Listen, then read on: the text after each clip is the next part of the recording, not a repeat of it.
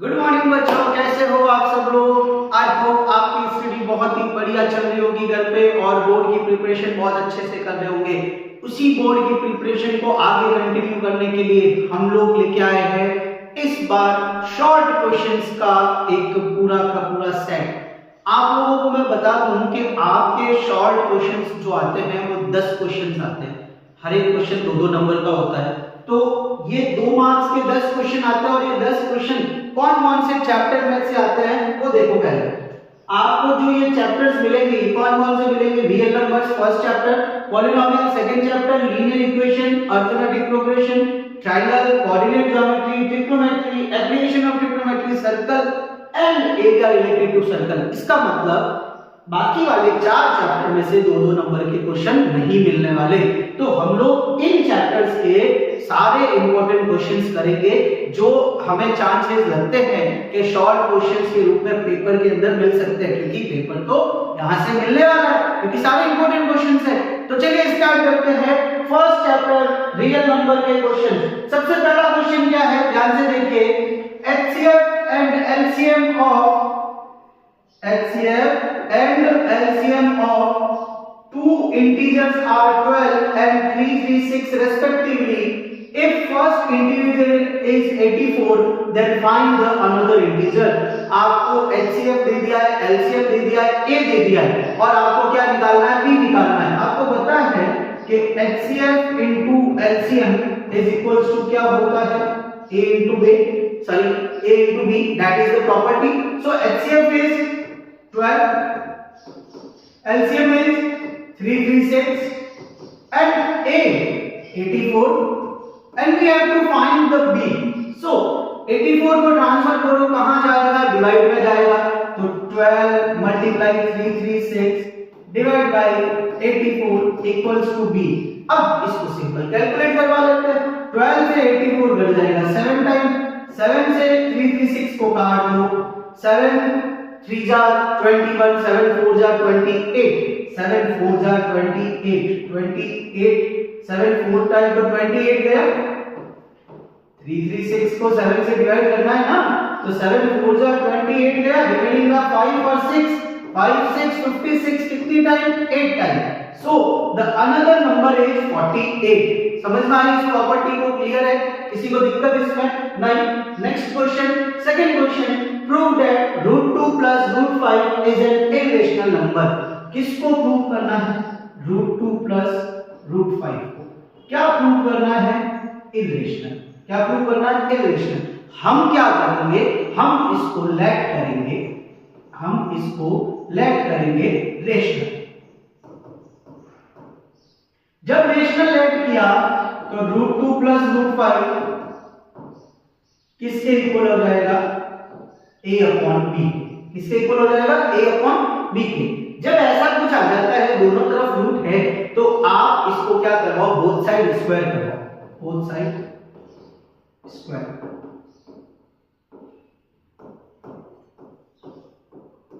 क्या बच्चों समझ में आ रहा है ना, बोथ साइड स्क्वायर करवाना है। अब बोथ साइड स्क्वायर करवा दिया आपने, ये देखिए बोथ साइड स्क्वायर, √2 + √5 का होल स्क्वायर हो जाएगा, इधर A/B का होल स्क्वायर हो जाएगा। समझे आप मेरी बात, ठीक है। इधर क्या लगेगी, आइडेंटिटी लगेगी। कौन सी आइडेंटिटी लगेगी, A + B का होल स्क्वायर। क्या होता है, A² + 2AB + B² और इधर क्या आ जाएगा, A² / B²। क्लियर। अब यहां देखें, स्क्वायर से रूट कट गया तो क्या बचा, 2। ये 2 और इन दोनों का मल्टीप्लिकेशन क्या हो जाएगा, √10 और इधर भी स्क्वायर से रूट हट गया तो क्या बचा, 5 और ये A² / B² रहेगा, ठीक है। फिर 2 + 5 कितना हो जाएगा, 7 हो जाएगा। तो 7 + 2√10 इक्वल्स टू A² / B²। बात समझ में आई। आफ्टर दैट 7 को ट्रांसफर कर दीजिए, 7 को ट्रांसफर कर दीजिए तो 2√10 A² plus B square minus 7, ये यहाँ पे 10 है, ठीक है। अब ध्यान से देखिए तो 2 बचा है, 2 को कहाँ भेज दो, डिवाइड में, तो root 10 equals to 1/2 a square plus B square minus 7। ये आपको यहां तक कर लेना है, और यहां तक करने के बाद में आप एक छोटा सा स्टेटमेंट लिखेंगे।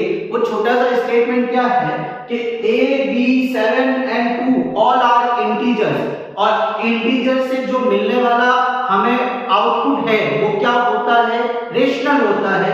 That's why root 10 is also rational, but this contradict the fact. क्या फैक्ट कॉन्ट्राडिक्ट कर रहा है कि रूट 10 जो है वो रेशनल नहीं है, वो क्या है, इरेशनल है। और ये कॉन्ट्राडिक्शन क्यों आया, क्योंकि हमारा एजम्पशन जो था वो क्या था, गलत था। हमारा एजम्पशन क्या है, गलत है। इसका मतलब रूट 2 प्लस रूट 5 क्या होगा, इरेशनल होगा।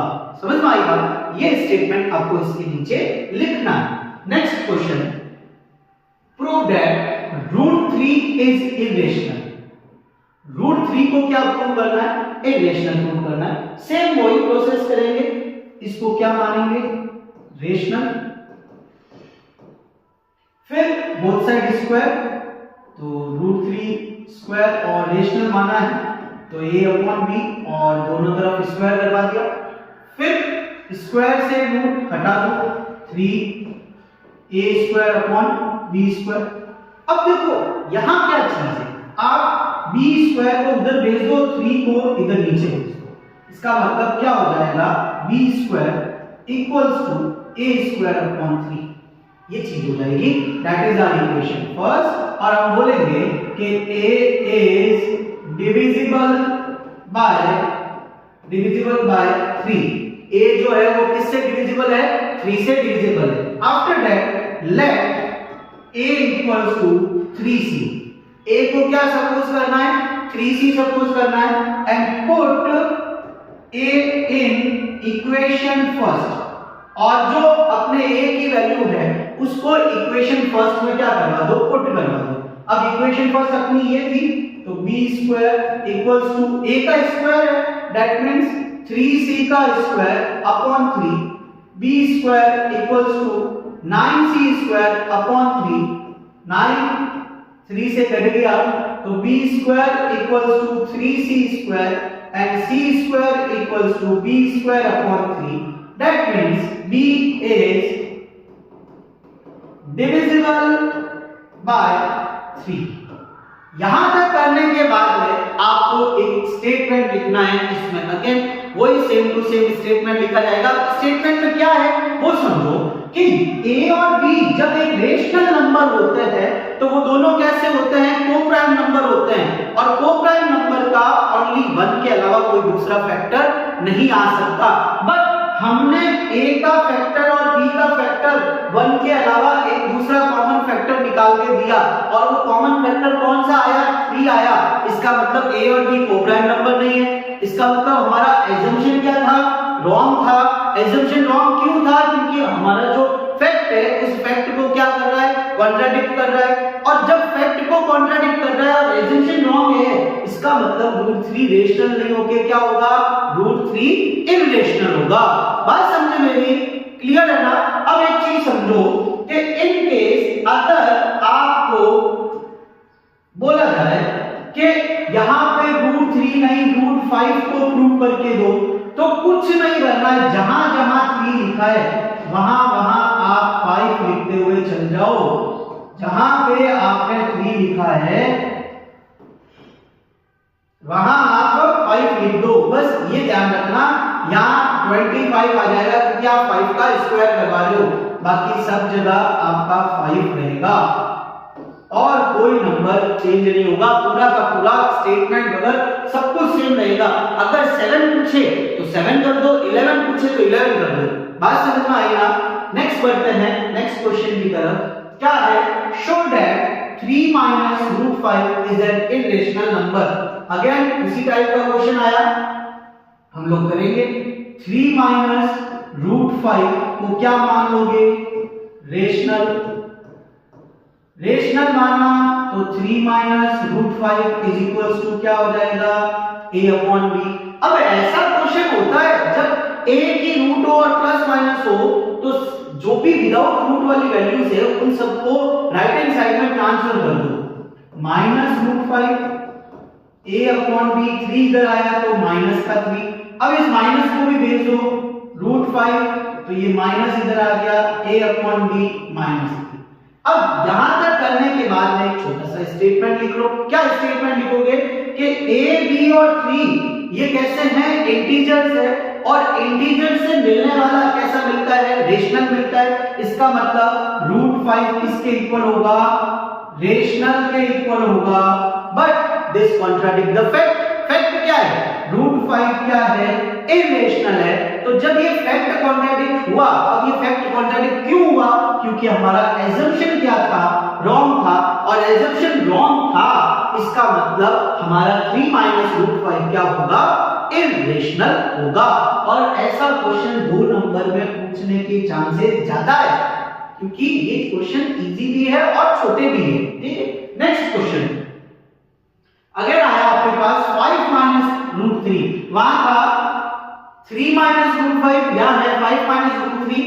सेम टू सेम क्वेश्चन है, कोई थोड़ा बहुत चेंजेस करना है आप इसको सेल्फ प्रैक्टिस करेंगे और ये आप सेल्फ प्रैक्टिस करके मुझे बताएंगे और अच्छा क्वेश्चन है इंपॉर्टेंट क्वेश्चन है। क्लियर। नेक्स्ट देखिए नेक्स्ट क्वेश्चन क्या है HCF and LCM of two integers are 12 and 336 if one integer is 48 then find another integer। अब देखो क्वेश्चन जो फर्स्ट क्वेश्चन किया था उसका उल्टा है। HCF क्या है 12, LCM क्या है 336 और A कितना है 48। निकालना क्या है B निकालना है। वहां पे फर्क क्या था वहां पे A आपको क्या दिया हुआ था 84 दिया हुआ था और B कितना निकला था 48 निकला था। यहाँ पे A कितना दे दिया 48 तो B कितना निकलेगा 84 निकलेगा। प्रॉपर्टी तो वही लगेगी ना HCF into LCM equals to A into B। समझ में आई मेरी बात। कर दोगे ना इस क्वेश्चन को कोई दिक्कत नहीं है ना। नेक्स्ट देखिए आगे next question Find HCF of integer 375 and 675 by prime factorization method। इन दोनों का HCF निकालना है by prime factorization method। हम लोग निकाल लेते हैं by prime factorization method। दोनों को अलग-अलग prime factorize करवाओ, दोनों को अलग-अलग prime factorize करवाओ। किससे होगा भाई ये 3 से होगा ना 3 से 1 2 5। अब किससे होगा 5 से 25 5 5 5 एंड 1। क्लियर। ये किससे होगा 3 से होगा। अब ये 3 से, अब ये 3 से 5 से 5 5 और 1। अरे हाईएस्ट कॉमन फैक्टर क्या कहता है कि कॉमन जो आते हैं वो निकाल लो। यहाँ पे 3 यहाँ पे 3 यहाँ पे 5 यहाँ पे 5 यहाँ पे 5 यहाँ पे 5। बाकी ये इधर कॉमन नहीं है ये इधर कॉमन नहीं है इसलिए ये कॉमन नहीं निकलेंगे। तो HCF जो होगा 3 5 5 दैट मींस 75 HCF होगा। क्लियर समझ में आई बात। Next question If find the HCF of 96 and 404 by prime factorization method। इन दोनों का भी HCF निकालना है prime factorization method की हेल्प से। जो लास्ट क्वेश्चन किया था वैसा ही क्वेश्चन है। क्या है 96 and 404 करवा दो। 2 से 48 2 से 24 2 से 12 2 से 6 2 से 3 3 से 1। 404 को 2 से 202 2 से 101 and 101 is the prime number, so 101 and 1 then common number is 2222 so HCF is 2 into 2 is equals to 4। HCF क्या हो जाएगा 4 हो जाएगा। बात समझ में I clear. Next question find LCM and HCF of 672 and 120। इन तीनों का HCF निकालना है LCM निकालना है। तो देखो HCF जो है वो तो आप तीनों का अलग-अलग निकाल दो, तीनों का अलग-अलग क्या निकाल दो HCF निकाल दो। समझ में आई मेरी बात। है ना, और तीनों का कंबाइंड जब निकालोगे तो वो क्या निकलेगा, आपका एलसीएम निकलेगा। तीनों का कंबाइंड एलसीएम और अलग अलग निकालोगे तो एचसीएफ। ये क्वेश्चन आप सेल्फ प्रैक्टिस में डालेंगे और करके मुझे बताएंगे कि इसका आंसर क्या आता है। क्लियर है? नहीं होता है मेरे से आप डाउट पूछ सकते हैं, कमेंट कर लीजिए, मुझे फोन कर दीजिए, कोई भी दिक्कत नहीं है। नेक्स्ट आगे बढ़ते हैं, चलिए chapter second polynomial. Polynomial start हो गया है चैप्टर सेकंड। क्या कह रहा है चैप्टर सेकंड का पहला question, if alpha and beta are the zeros of this polynomial then find the value of 1 upon alpha plus 1 upon beta। किसकी वैल्यू निकालनी है, 1 upon alpha plus 1 upon beta। डरने की जरूरत नहीं है ऐसे क्वेश्चन में, आराम से एलसीएम ले लो। एलसीएम क्या आएगा, अल्फा बीटा, ऊपर क्या आ जाएगा, बीटा प्लस अल्फा। ठीक है, अब हमें पता है कि अल्फा प्लस बीटा जो होता है वो माइनस बी अपॉन ए होता है, अल्फा बीटा जो होता है वो सी अपॉन ए होता है। पता है ना, sum of zeros and product of zeros, तो यहां वैल्यू पुट करो माइनस बी अपॉन ए और यहां आ जाएगा सी अपॉन ए से ए कट गया, पीछे क्या बचा, माइनस बी अपॉन सी। और बी की वैल्यू क्या है यहां पे 1, सी की वैल्यू क्या है 1, वैल्यू पुट करवाओ ना, माइनस 1 अपॉन 1, आंसर क्या आएगा -1।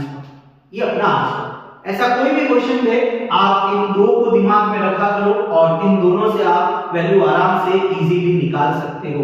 Next question, find the zeros of quadratic polynomial this and verify relationship between the zeros and the coefficient।